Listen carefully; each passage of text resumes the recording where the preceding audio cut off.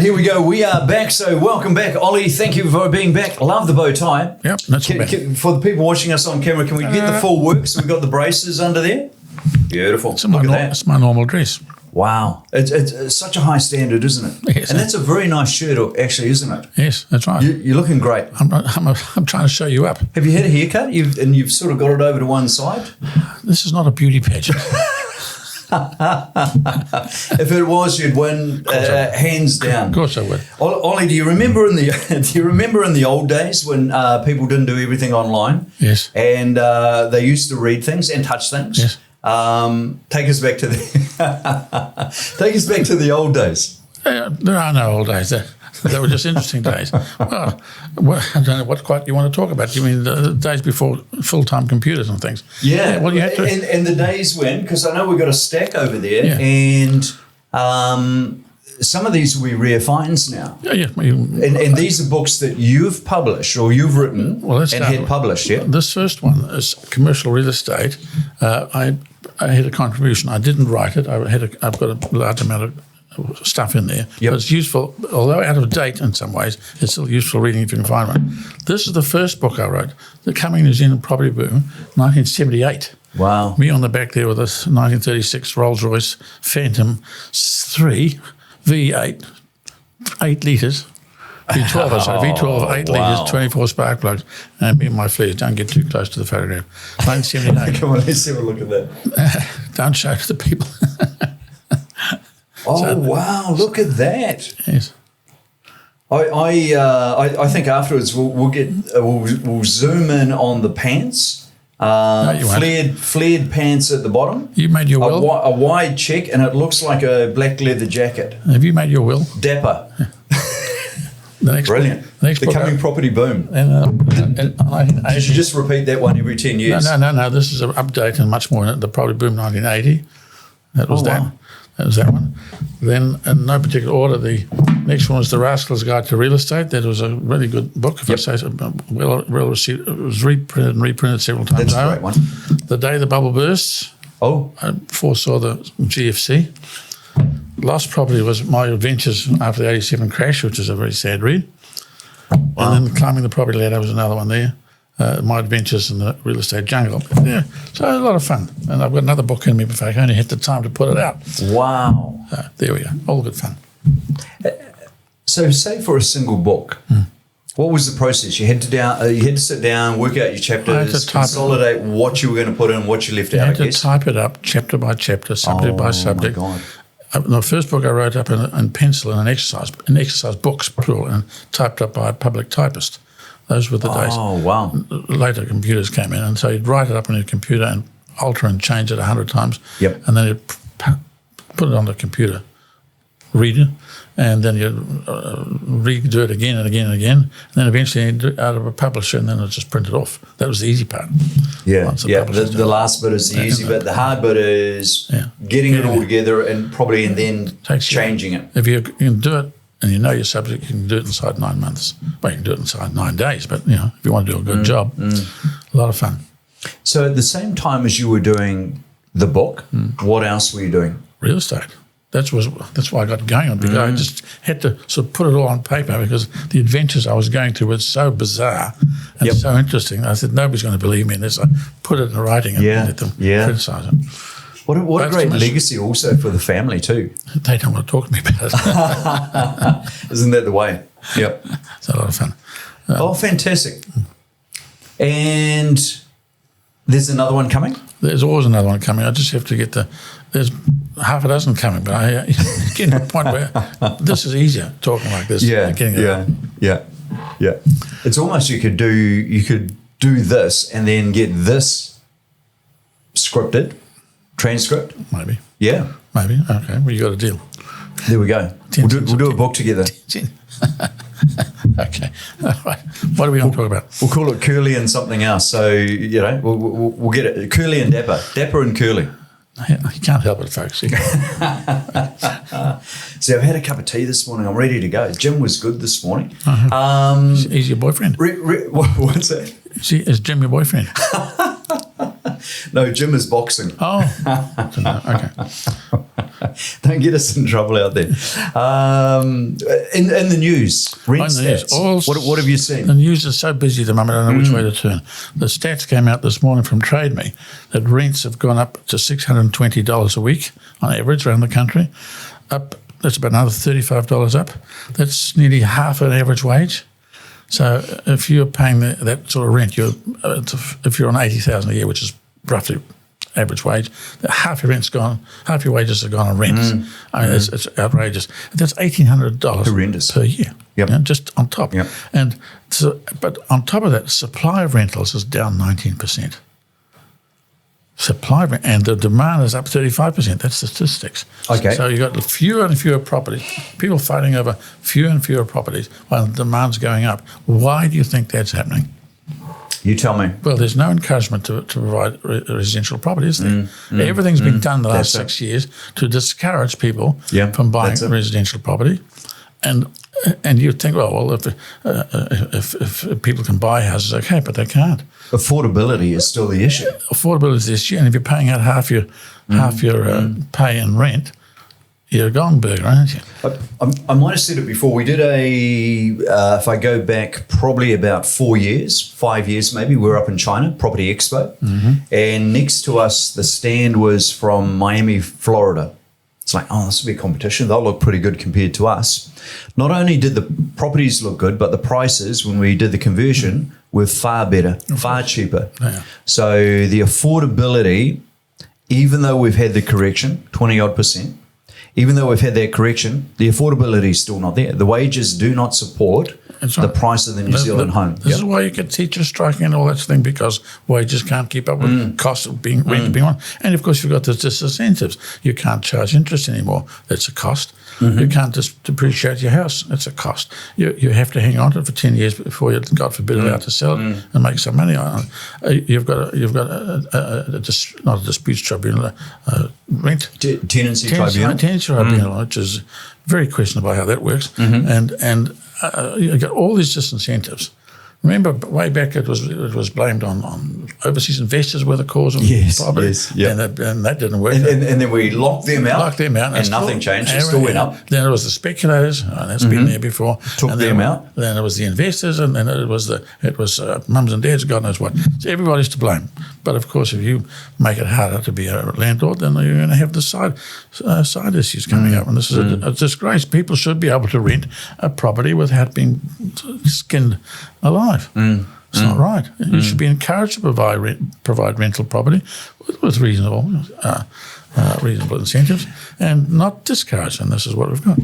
So now we're starting to see maybe the tail of that effect. The red government comes in, makes it harder for a landlord, takes away what is available in any other business, which is taking your costs out of your income. And now we're starting to see that work its way through in a market where it's hard to find properties because sales are down also. So rental demand up, rental supply down, and costs of rent every week going up.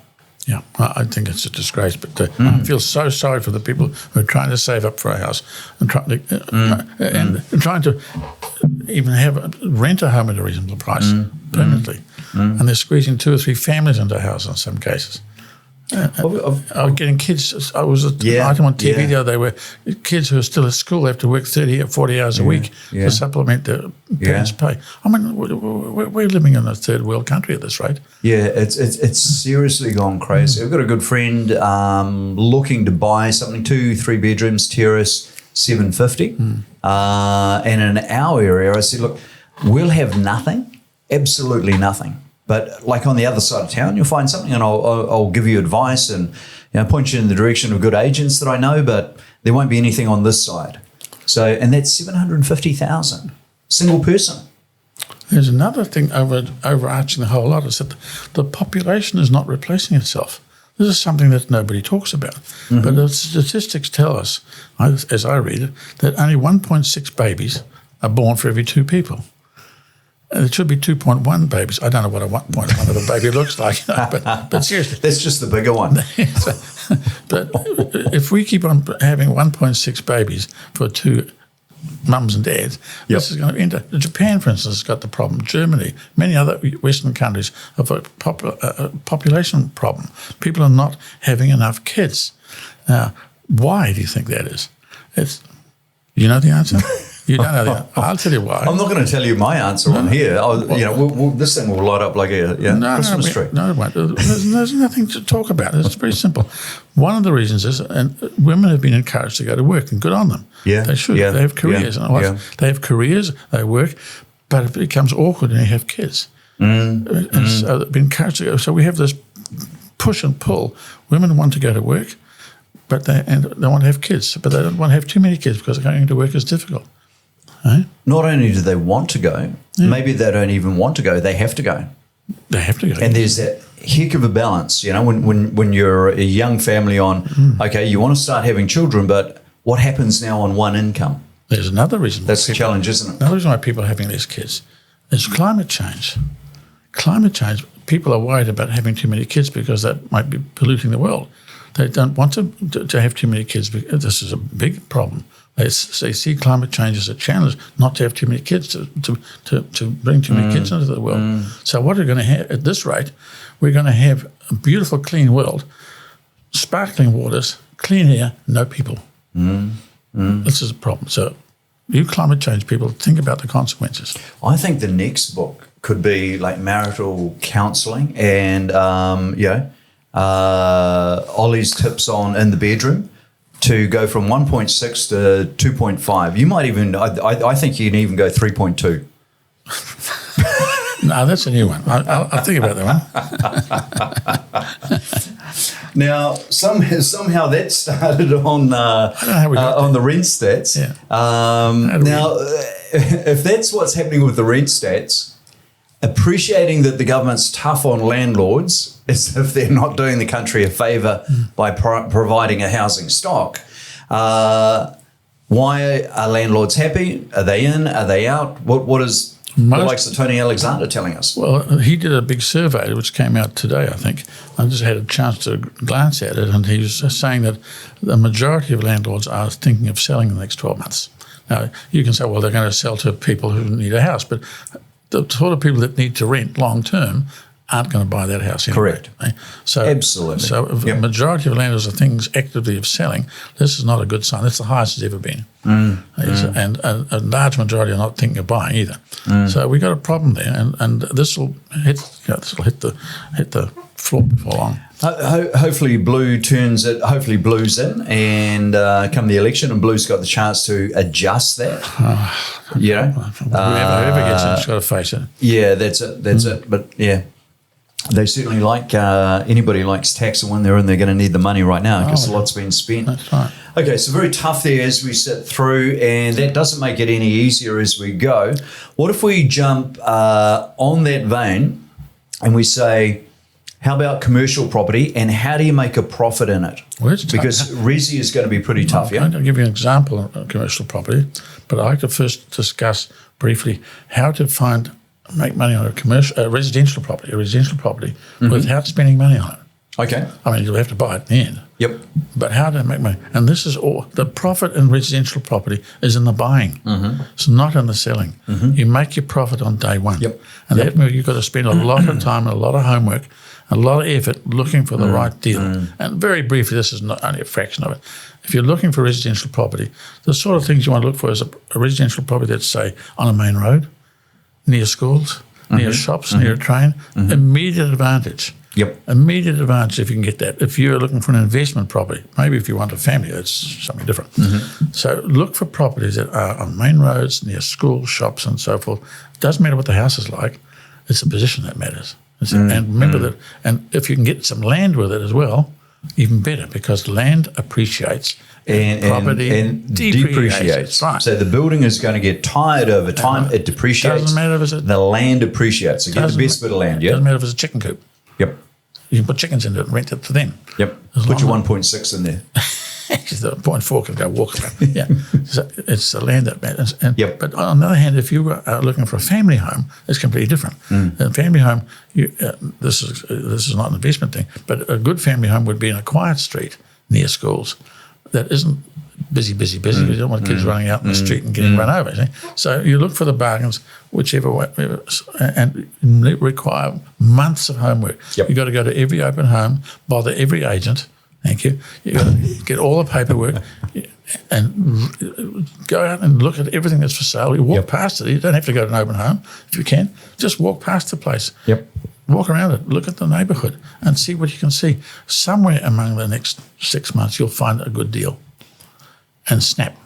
That's it. You made your profit. And it's in the buying. And we see that every time with a developer. They know if they buy wrong, they're never going to get out of this at the other end. That's right. And yet when a seller is thinking, hey, look, I'm going to sell to the developer's got to buy at a level where they're safe. Yeah. And that's where they come in. So mums and dads and families for residential do exactly the same. So, but it's a lot of hard work. People want instant gratification. They think, oh, well, I just read the paper once, go to 2 open homes, I'm an expert. Yeah. Isn't it? It's hard graft. But there's big money at the end of it. Yeah, exactly. It'd be hundreds of thousands of dollars, possibly millions. Who knows? Well, millions. The spend is millions. It is $1 million or a multi-million-dollar deal, isn't it? But you've got to do the homework. Yeah. You got to do the homework. You've got to get around and see it. And this is why I help people to shorten the time down a little bit and help them analyse stuff to look at, because it's a big deal for somebody who's new to the market. Yep. Definitely. I remember, we'll jump on to commercial, but I remember a buyer came in, lady was carrying the little baby in a capsule, straight out of the car. I'd like to look at property. This is in the days when they walked in. And I said, yeah, great. How many have you seen? And it was something like 90. I was like, oh my God, I'm going to be there forever. That's good. And then I thought, well, she can't have too many more to go. It must be at capacity. So I think we will work with this person. How many have you missed out on? About 4. Well, she's putting an offer. How many has your husband seen? 4. Oh. So I'll tell you what you're doing wrong. He thought the 4 were average. He didn't realise that they were fantastic because you'd seen 90. You got to do the old. Stop seeing them by yourself. Drag him around. You got to use the old salesman's trick. You got to take them out, show them a dunger at the first place, show them a beautiful place that they want in the second place, and show them another dunger at the end. So they'll go for the go for the middle one every time. Yeah. Well, that family actually bought a house, so that was very satisfying. Very satisfying. Commercial. How do we do it on commercial? You are the commercial guru. No, not a commercial guru. That's just not. That is a commercial guru outfit. Is it? Yeah. Okay. This is a poor real estate agent. Many of the towns I've dealt with have done more money than me. You've got to be careful that way. Now, look, I'll give you a story which explains what happened one day, which explains a lot of things. I got a phone call one day from an agent who said, look, there's a guy panicking to sell his small commercial warehouse factory in South Auckland. It'd be a good deal. He's panicking, but the problem is the lease is expiring in 3 months' time.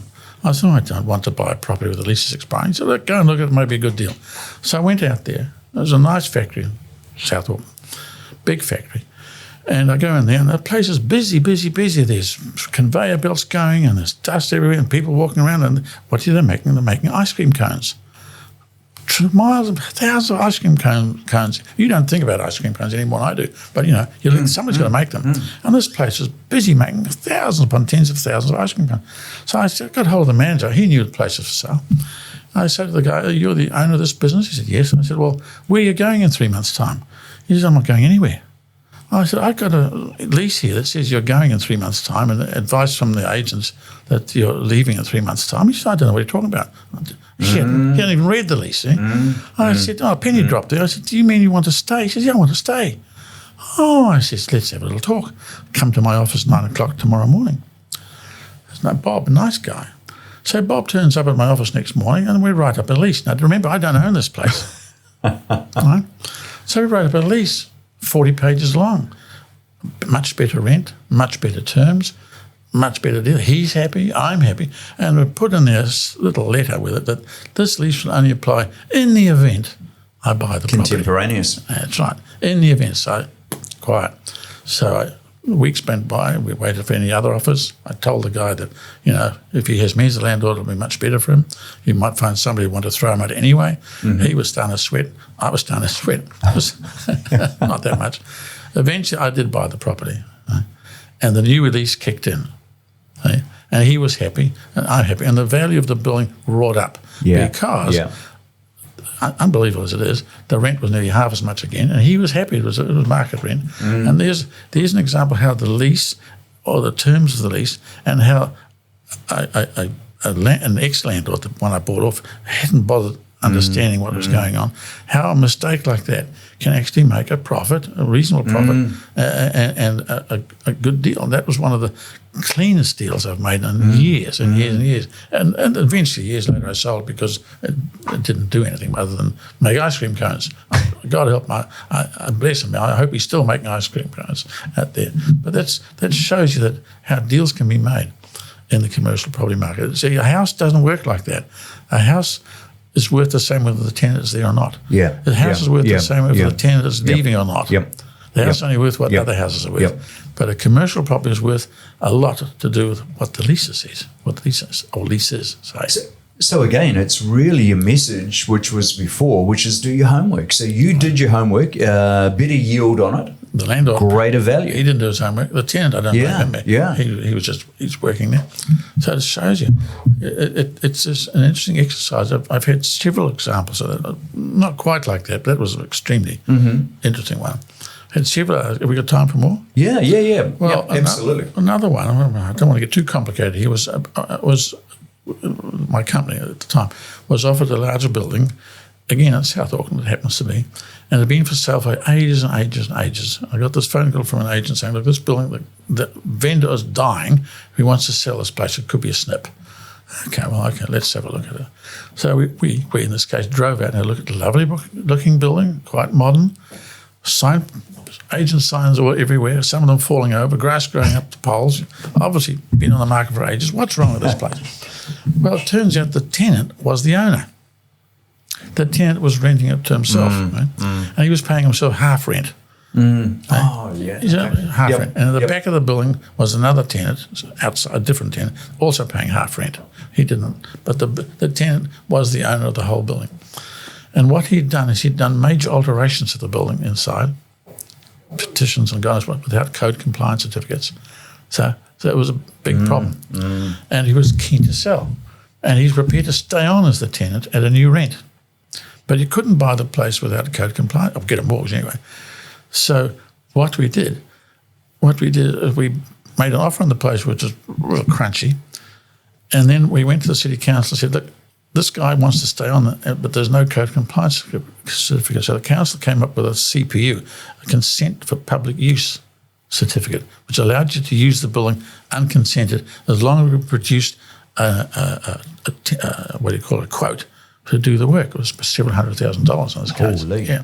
Yep. So he could stay on as a tenant. He paid the new rent. The guy at the back, he couldn't do anything with him for the time being. And with the CPU, we did the work, spent $700,000, got it straight, got the code compliance certificates. The building was now ready to go. And then we bought it. It raised the mortgage based on the work being completed. Yep. Right, and bought the place. Immediately, of course, with the code compliance certificates in there, the building at the time we bought from memory was 4.2. It valued up at 5.2 immediately.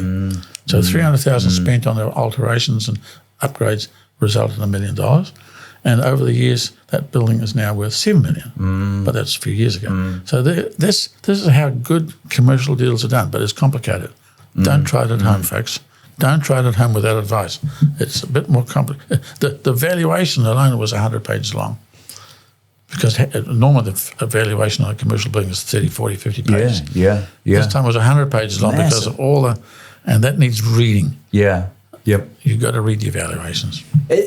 As we... Have you learned something? Yeah, I have learned something. Absolutely. I'm looking... That's $3.90, please. I'm $3.90. I'm kidding. I'm looking forward to the book. The book? Yeah, Dapper and Curly, babies to bricks. You know, we can do anything. Who's Curly?